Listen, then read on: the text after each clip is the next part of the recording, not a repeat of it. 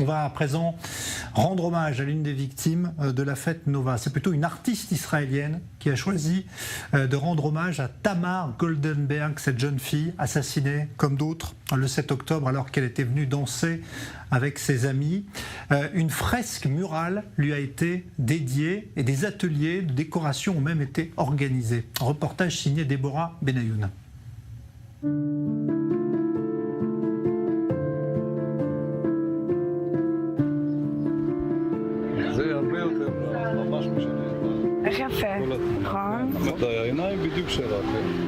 C'est la première fois que Yosef Kocha Goldenberg voit en vrai le mur réalisé en hommage à sa fille Tamar, tuée le 7 octobre au Festival Nova.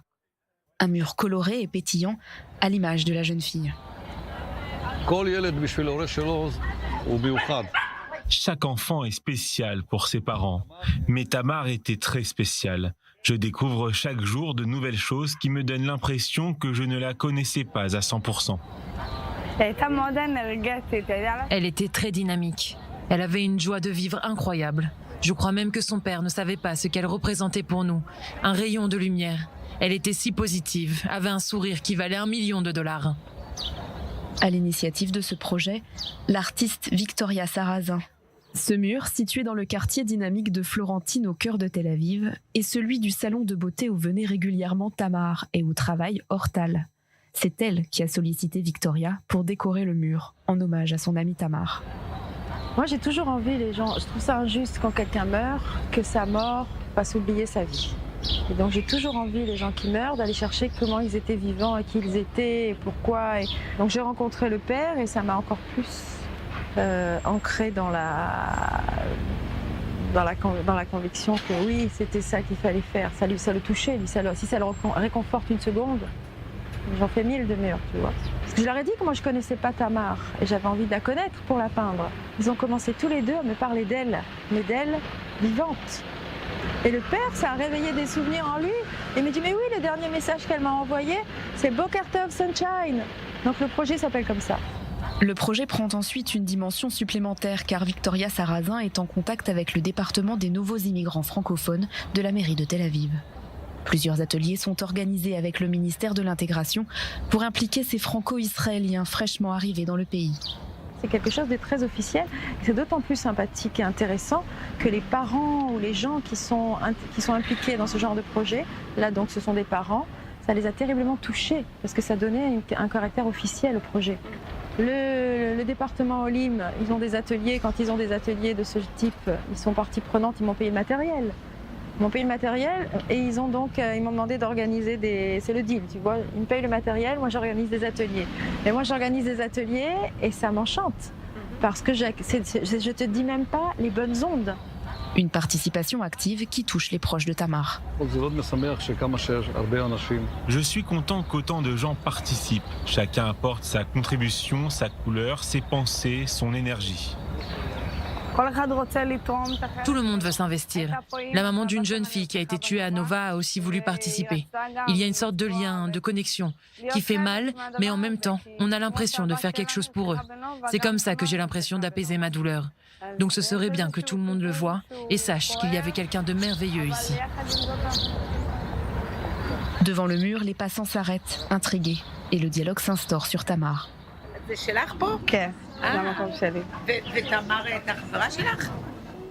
הייתה חברה מאוד טובה שלי. והיא הייתה גרה פה? לא, היא הייתה גרה בראשון לציון, אבל היא הייתה באה לפה מלא כל יום.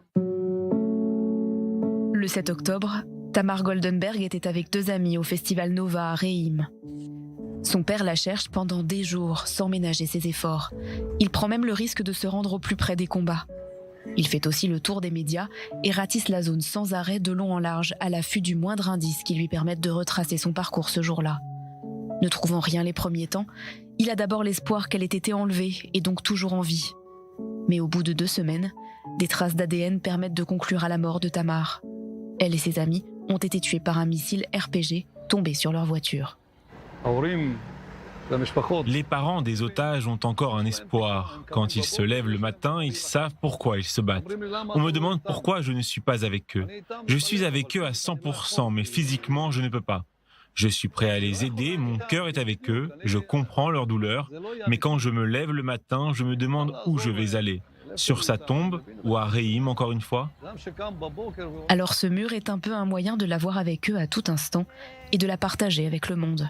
La première fois que j'ai vu le mur, c'était dur. Je ne dirais pas que ça m'a fait du bien, mais je suis contente qu'elle soit là, que les gens connaissent son histoire. Elle est géniale, elle symbolise ce lieu. Elle est avec moi là et là. Victoria a fait un travail merveilleux. Moi, je n'ai fait que les ongles, comme ça. C'est un projet très beau, très positif. Il faut donner à toutes les victimes autant que possible.